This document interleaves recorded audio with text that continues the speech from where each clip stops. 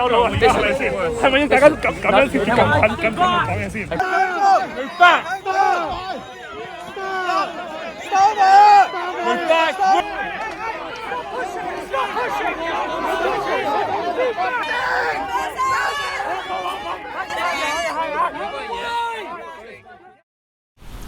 中國駐倫敦超級大使館嘅呢個規劃申請咧，由2023年開始講，咁當時咧就係辛偉誠政府就係拒絕去介入呢一個申請啦。咁其實 Tower Hamlets 市議會咧一早已經否決咗，而當時咧倫敦警察廳 Met Police 咧亦都係話，因為呢一個地方係唔能夠容納咁多示威者為由咧，就係提出一個反對嘅意見。不過喺工黨政府上台之後呢，啱啱過去嘅嗰個月裏邊，外相林德偉同埋內相顧以為就即刻係施壓啦。咁而倫敦警察廳亦都話，而家評估之後呢，呢個地方係可以有足夠嘅地方容納示威者。所以今日2月8號呢，係有近30個組織，包括就係香港、台灣以及就係維吾爾人嘅組織呢，就係聯合舉辦呢個示威。咁你睇下後邊呢一個位呢，就係舊皇家鑄幣廠嘅嗰個地方。而家外邊嘅示威者呢，喺嗰個 foreground 嗰度呢，係有非常之多人㗎啦。咁但係而家其實仲未夠2點鐘嘅。咁至於警方呢，就已經有唔少嘅部署啦。你見到有警力啊，其實都係比平時呢香港人組織嘅示威係多。咁至於我哋另外一邊鑄幣廠門口嘅另一邊呢，其實都已經有相當之多嘅警力呢係部署喺嗰個門口嗰度。我哋講翻呢個舊皇家鑄幣廠嘅位置呢，其實就係喺Tower of London 嘅隔離啦。咁其實呢個十字路口呢，一直都係非常之繁忙嘅。今日係禮拜六，但係平時嘅即係 weekdays 呢係更加繁忙啦。咁而呢家車龍去嘅嗰個位置呢，其實就係 Tower Bridge， 即係過去倫敦南岸嘅嗰個位置。所以咧，之前一直都講就話呢個位置根本係冇辦法去容納咁多示威者啦。如果嗰個示威者係會逼出去馬路嘅話呢，係會對呢個交通造成一個嚴重嘅擠塞。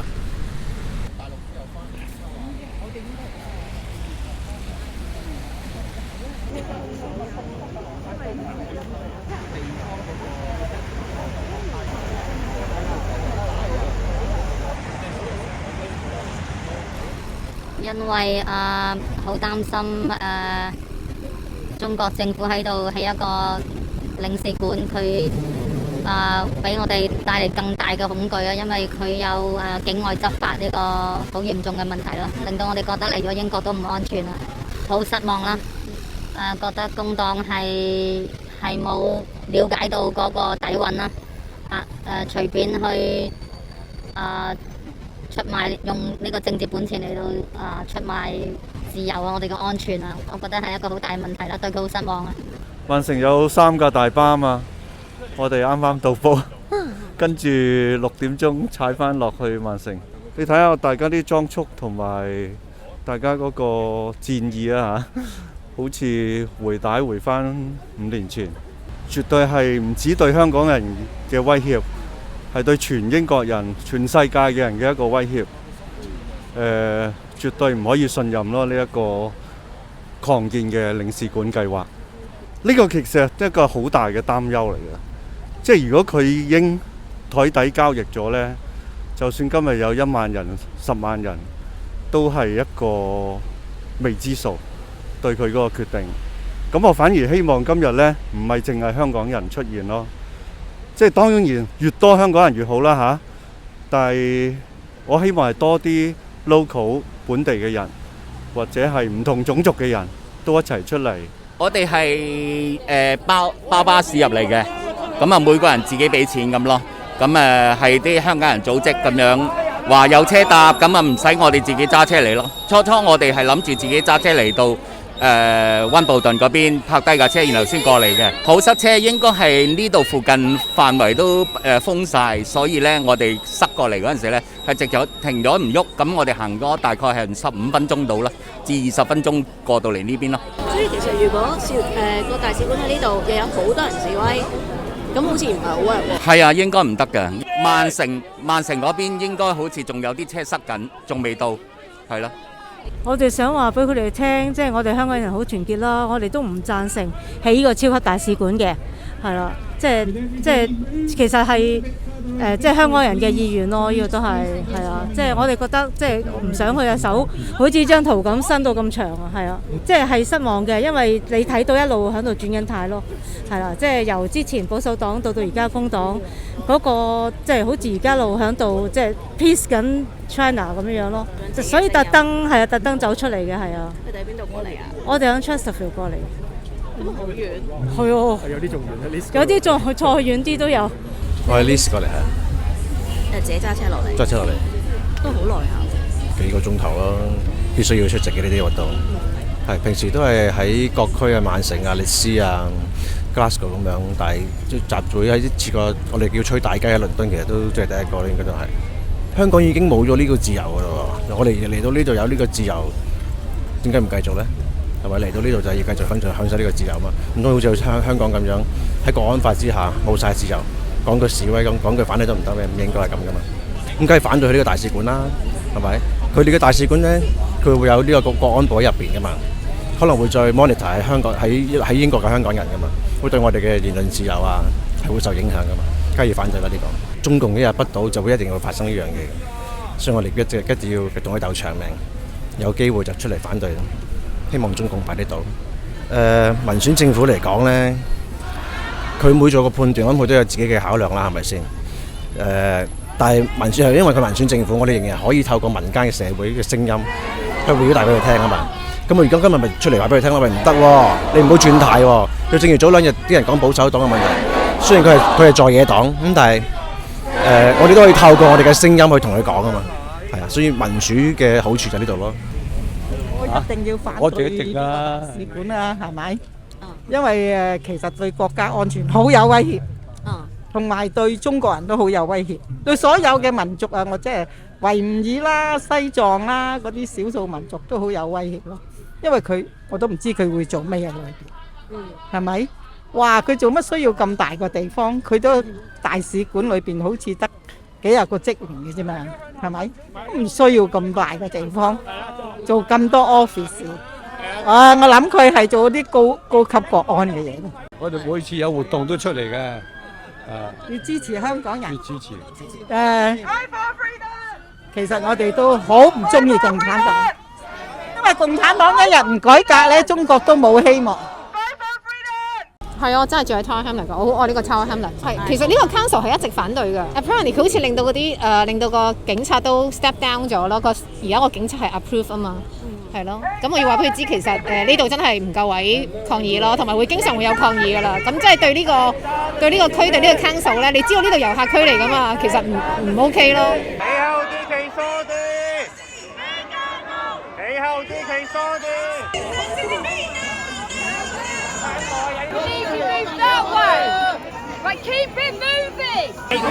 要唔要翻譯？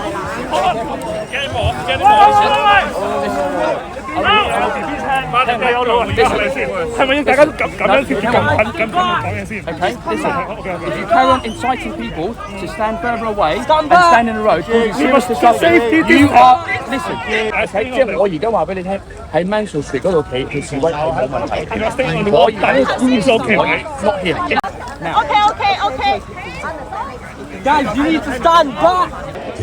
警察咧持續都係想逼示威者咧，就係向住儲幣廠個方向去，就唔希望咧可以係堵塞到個馬路。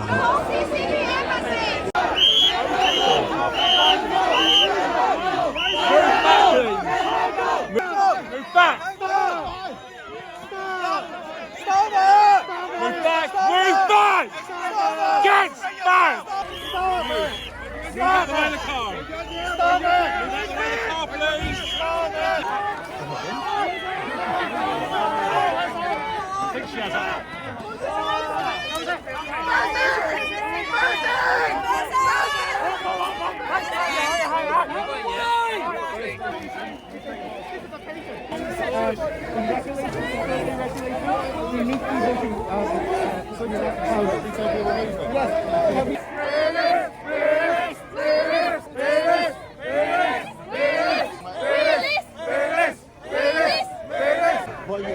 be arrested for? I don't know. Where is, I've seen, I don't actually know. They won't tell me. And we don't know where she's going. I think that's what I'm worried about. 警察一路話你唔可以行出嚟，咁佢就行咗出嚟，佢哋係咁講啊嚇。 OK 但我唔知有冇人影到片啊。咁如果係咁，佢應該係追落嚟啫。佢話佢我唔知佢有咩法例啦。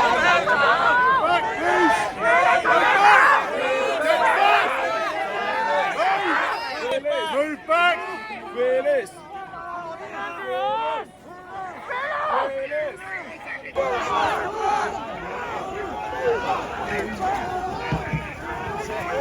Back! Move back! Stay back! Stay back! Move back! Push back! Move back! Move! 擾攘咗陣一陣之後咧，警車喺大批警力嚟到之後咧，就開始離開。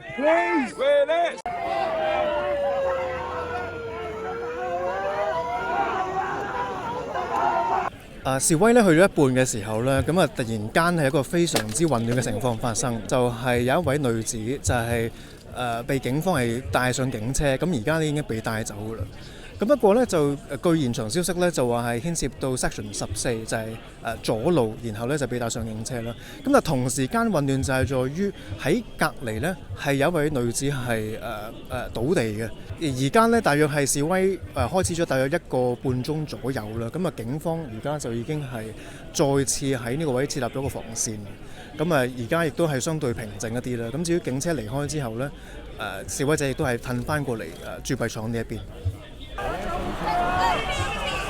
起餐啊！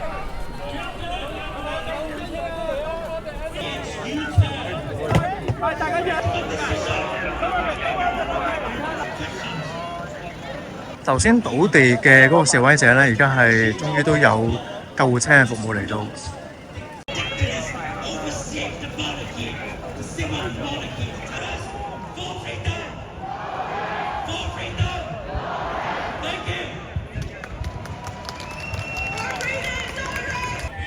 而家參與示威嘅人咧，就係舉行緊一個過馬路嘅行動，咁就係來回咧喺 Tower Bridge 對開嘅呢個位，就係過馬路咁樣。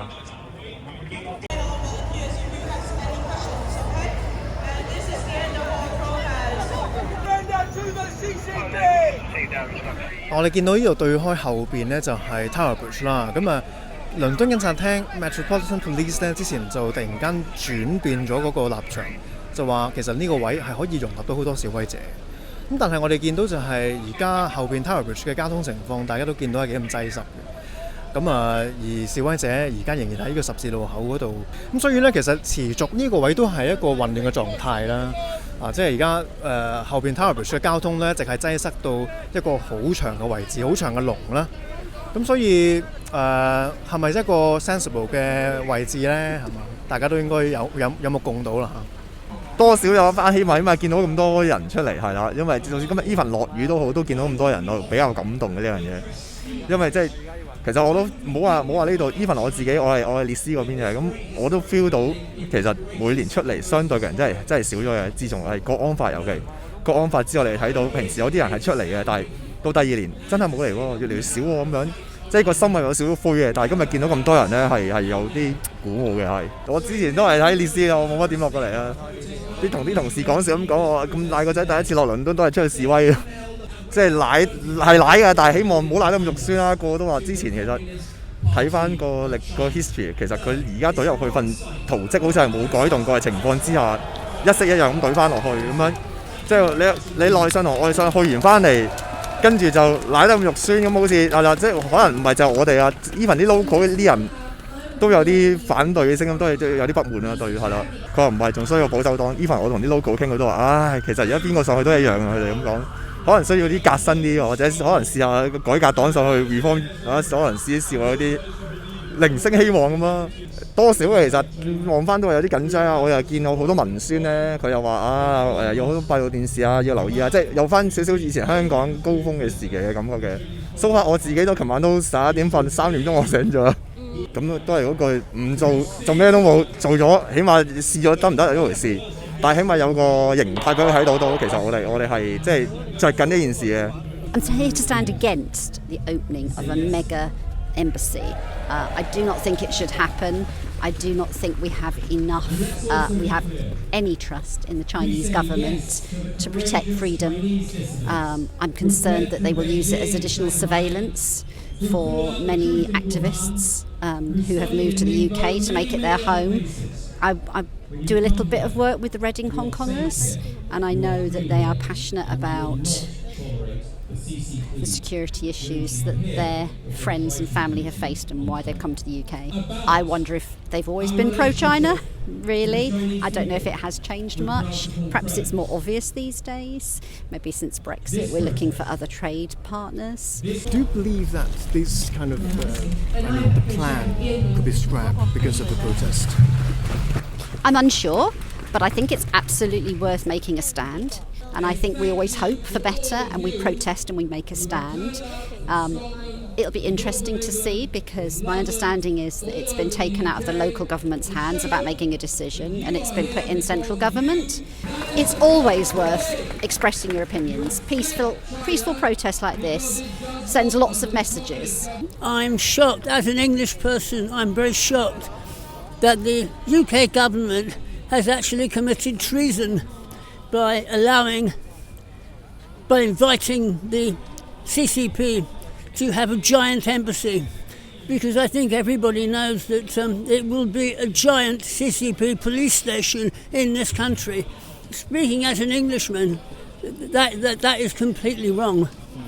I don't agree with it at all, and I'm very moved to see so many Chinese people here today from different groups who obviously love this country.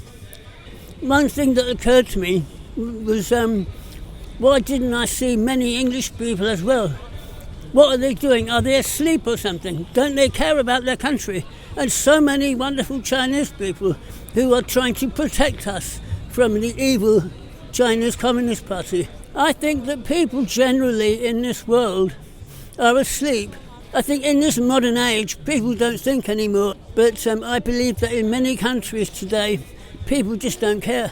香港真係廢到爆喎！即係我覺得其實，我哋住嗰個笪地方已經係勁廢㗎啦，但係呢度都仲廢到係你貴都貴唔到嗰個價值翻嚟咯。其實都係表達到我哋可以真係好多人嘅不滿，同埋我哋對呢個即係大使館嘅 location 真係唔係幾好咯，因為你睇下而家塞晒成條街啦。咁我唔擔心嘅其實，因為我覺得既然我嚟得英國嘅話，咁我覺得我可以喺呢度就係做我中意做嘅嘢咯。咁香港我唔可以話做唔到我中意做嘅嘢嘅，不過就個 limitation 係真係細咗好多啦。咁所以我覺得我哋要出嚟睇下。我哋就唔係咁識英文啦，咁所以呢我就唔識寫信啦，就唔似佢哋撐話喺大使館嗰啲人識寫信啦。咁我就唯有係用腳行出嚟表達我嘅意思咯，因為我太認識呢個政權啦，所以我覺得係令到我哋幾代人如果喺英國呢，俾佢起咗一個咁大嘅大使館嘅話呢，因為大使館呢係佢即係等於佢個領土，實施佢領土嘅法律，咁變咗當佢劫持咗我哋入去嘅時間呢，我哋就冇辦法。佢係會俾啲甜頭你嘅初，但係到後來呢，你係嘔突出嚟嘅，做咗佢個奴隸咯。我覺得咧係唔係冇機會嘅，即係比起好多其他嘅喺英國我哋反對嘅嘢咧，其實今次我覺得係個機會係相對嚟講比較大，因為咧除咗有香港人啦，有即係有一啲被即係 marginalised groups 啦，即係包括咗 Hong Kongers。維吾爾，跟住圖博人、中國人同埋台灣人都好咧。咁除咗我哋反對之外咧，其實就仲有當地居民亦都有好大嘅反對聲音啦。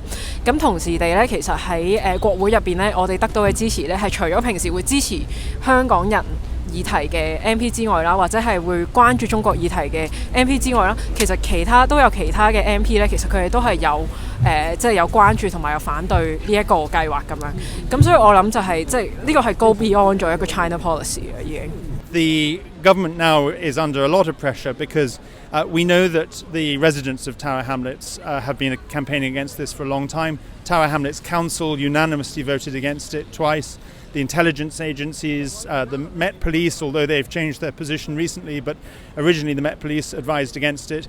And there's a lot of voices in Parliament. We heard from them today, from some of them today, speaking against it. And I think what we've done today is to show exactly that the Met Police's original advice was correct, that this is not a location suitable for a protest. We've had maybe 1,000 or more people here. As we can see, it's a major juncture, major intersection, so inevitably it's going to cause disruption to traffic and to other people. It's right beside a major tourist site, the Tower of London and Tower Bridge. So for all those reasons, it's a totally unsuitable place for a mega embassy, and I hope the government will listen. But it is very strange that they changed their mind so suddenly, and one has to ask the question, what kind of political pressure did they come under? I think it's part of the new Labour government's kind of desperate desire to change the relationship with China in the interests of trade and growth.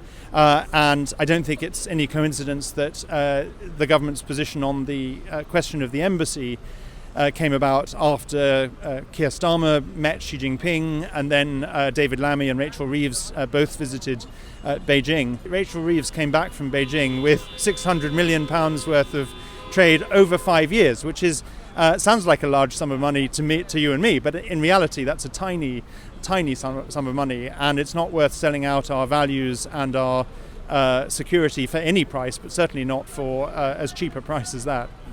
呢個超級大使館計劃咧，嚟緊禮拜二就會喺呢一個 Tower Hamlets Council 咧，再係展開呢個規劃嘅聽證會咁樣。咁啊，究竟最後決定係點樣咧，就會交由副首相韋亞蘭去決定。